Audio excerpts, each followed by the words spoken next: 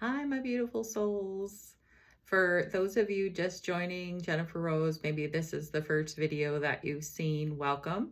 For those of you that have been keep coming up and watching them, you humble me by allowing me to mentor you.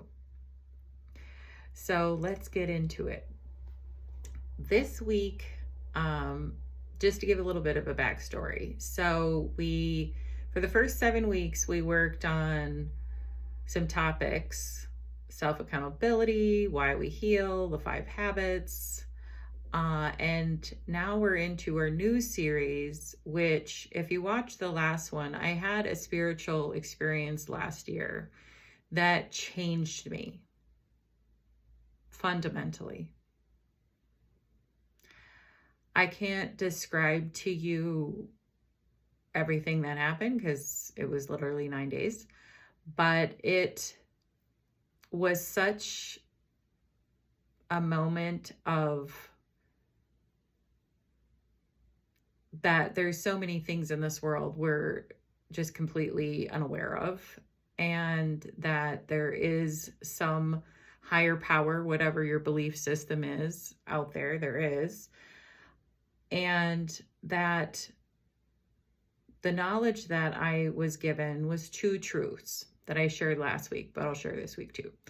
The first truth is that when we are born into this world, we have one purpose, and that is to heal ourselves. When we heal ourselves, we allow others to heal themselves. But here's the kicker. When you do heal yourself, you find a passion. And this passion is a flame that is inside of you that can never be distinguished. No one can ever put out your flame.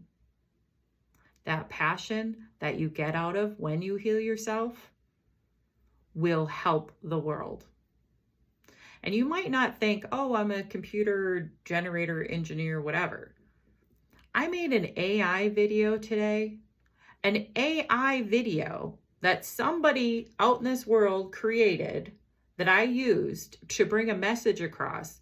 And all I did in this AI is put in some words, and it generated the most beautiful art. And somebody created that to create something else, to let me create what I did to bring it out to all of you. We are all artists. We just have our own passions on how we bring our art to the world. So what does this have to do with healing? This has to do with nourishing, as I've said in my homework last week, your plant. I raised some, for the first time ever, I did a tomato plant. I was so intimidated with gardening. Like, I don't know what I'm doing. I'm going to mess it up. I'm going to kill something, which I hate killing anything. But I said, okay, I'm going to do it. I'm going to get out of my comfort zone. And I am going to plant tomato seeds and see where it goes. It was the most beautiful experience ever. And I do recommend it to anybody. Next year, start from the seeds and grow a couple of tomato plants. They are literally have you respect nature and what it goes through to bring us food. It's quite interesting and astonishing. But what I did get from my little tomato plants, that if I overwatered it, they ended up not doing very well. Underwatering it, the leaves were starting to die. I was singing to it. If anybody knows me, I'm like, giving them good vibes and everything. But what ended up happening is all of my little tomato plants survived. I actually donated because we had so many. And my husband ended up making some pasta sauce and some salsa. So our little tiny seed grew into a plant that created a tomato. Just like with your passion when you heal yourself, and brought it to our plate with a nice meal.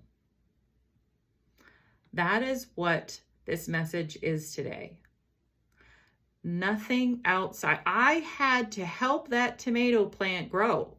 If I didn't water it, if I didn't give it love and attention, if I didn't transplant it each time to put it in a new pot because it's growing, it wouldn't have lived.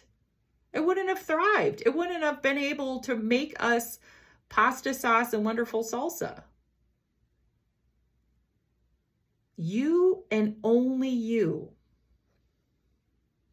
this represents you, can do all of this. And that is why I'm bringing the 7 levels of being human. First level, just being human. If you haven't checked out that video, go check it out. The second level is a healer. You are your own healer. No one else can heal you. No one. Not even the higher aboves can heal you.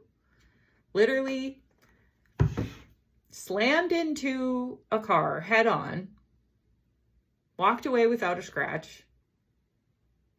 Something above me saved me, for sure. But who ended up in the mental hospital? Me. Who had to do the work? Me. Who had to decide to listen to everybody tell me how I was not that great of a mother, of a wife, of a friend? I did. I had to listen to their honesty, and I had to share my honesty with them. So yes, God, higher power can save you, but in the end, you have to pick it up, and you are the only one that can do something with us. Even as a Reiki master, the one thing that I learned is that we cannot heal. We can't. We can be an instrument to heal, but we can't. Because even a hammer, let's look at me and what I'm doing here. I can be a hammer for you, but you need a hand to hold it, to punch it down. You need to do that. I gave one example of a lighthouse. Just picturing a lighthouse. And you are that lighthouse.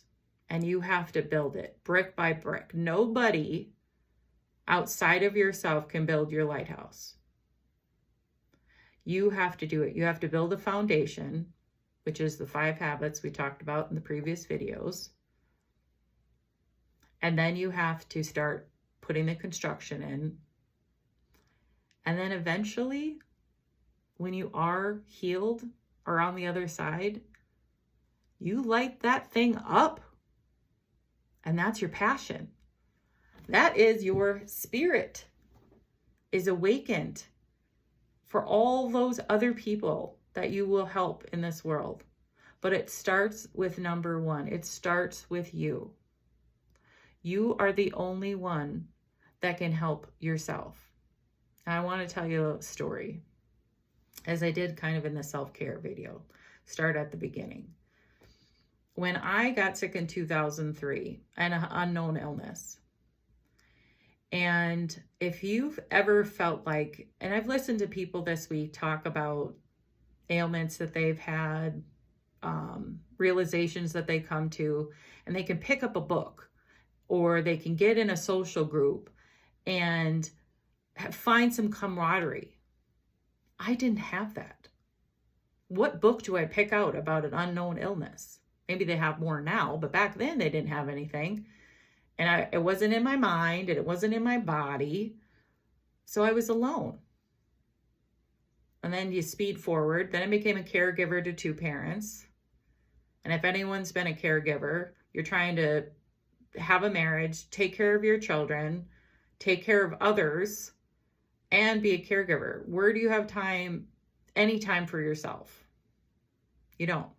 So again, very alone.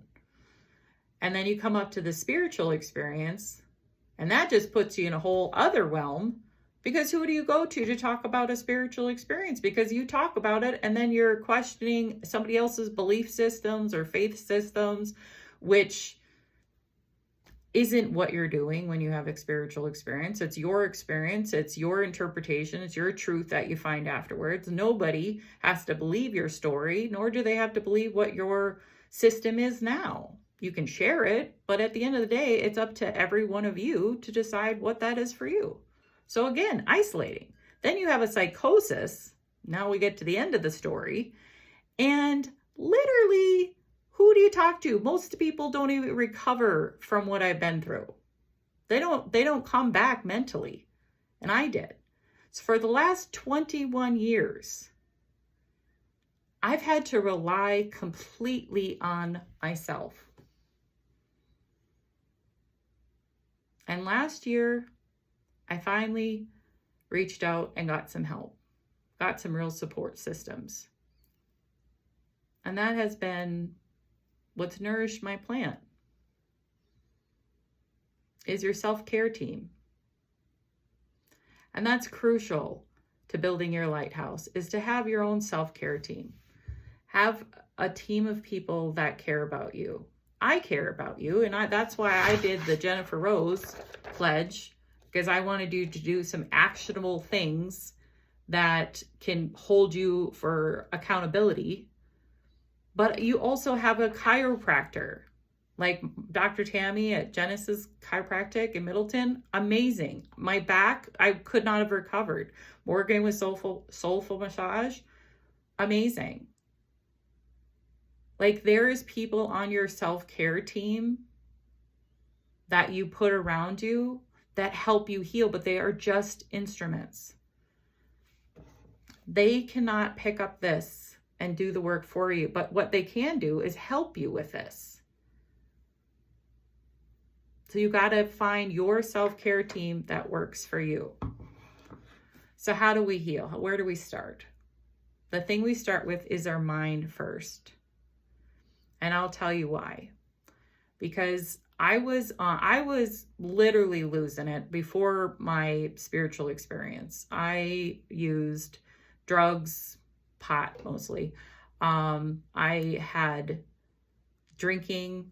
I didn't even know I was semi-alcoholic until I was at the mental hospital. And the other alcoholics were saying, yeah, this is what I do. And I was like, wow, I do that too. And so I was like, oh, maybe I have a problem with alcohol. So I escaped my life through drinking, through pot, through smoking. Instead of dealing with my problems, like I need my alone time, I was picking up a cigarette. And I don't have any of that now. Because to heal my mind, my body, and my spirit, I need to clean myself of any distractions. My body is my temple. It's kind of like when Jesus said that, he's like, oh, this is a mess. You guys got to clean it up. What if, just for a moment, he was talking about that which is within ourselves? That we're a mess. We're full of clutter. We're like a table that has no room on it. It's filled with dishes and clothes and whatever else, and you can't even see the table. And all these beautiful ways that people could help you, situations can help you, experiences, but you cannot see them because you are filled with clutter in your mind. But let's say you start cleaning up the clutter. One by one, you're taking stuff off your desk. And then all of a sudden, now you can see the table. You can see what you want to put back on that table with intention. Okay, I need this. Yes, I need this. Yes, I need this. Yes. Maybe it's a book, like the gift that I got. Yes. Whatever it is you need on that table, you take everything off of it. Almost you start from scratch. And then you only put what serves you back onto the table. To build your lighthouse. To make that light shine. Make that spirit glow. It's all possible. I had since 1998 hypothyroid. After my psychosis, I no longer have hypothyroid. I had chronic migraines for 20 years. I don't have I don't have any more migraines.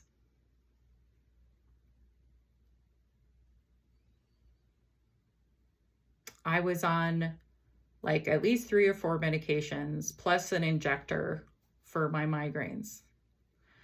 I can tell, and the medication that I was forced at the mental hospital to take. I can tell you now I'm on no medications. Does that make me anti-medication? No. Just like we were saying with tools, medication can be a tool, but it isn't the whole thing. It can't do all of this. It can help you with this and this and this and this, but it cannot do the work. It just gives you the ability to do the work. And that's what I have to do every day. I cannot stay where I'm at unless I do the work. At my heaviest, I was 260 pounds, a size 22. And I've fluctuated in my weight my whole life because of my challenges that I'm facing. I finally feel like I am so much more well-balanced, no matter what the size says. I feel good. And that's all that matters. I don't have to be a size 6, because even when I was a size 6 and I lost all that weight, I was still not happy. I was still not looking good enough. Now I look at the mirror and I'm like, I look good for my size. And that is what going inwards, finding the wisdom. When you find the wisdom, you find the peace. Be your own healer. Be your own advocate. Find what you want to take off of the table and what you need to put back on to nourish you, to nourish everything that is great and beautiful in you. You are a light in this world. You will have a beautiful lighthouse that I can't wait to see. So I have some homework for you this week. I want you, for your self-care team, for those that are really taking care of you, tell them. If it's a business, give them a review. If it's personal, write a letter, get a card, mail it to them. Tell them how much them being in their life helps you. Because when you appreciate that which helps take care of you, that takes care of you even more. And I have a challenge. With the holidays coming up this year, I want you to do what is right for you. Don't wait till next year. If you don't want to go somewhere, don't go. Be your own advocate. Do what you need to do for the holidays. And it's tough. It is so tough to make those hard choices. To say, no, I'm not going to do that. It doesn't serve me. But once you start going, once you start running with it, you never, ever want to turn back. You will live life by your own rules. And I want you to live your life, not my life, your life. Whatever way that looks like, I am with you. So I'll sign off. I hope you have a wonderful day. You're never too far from my thoughts. Bye.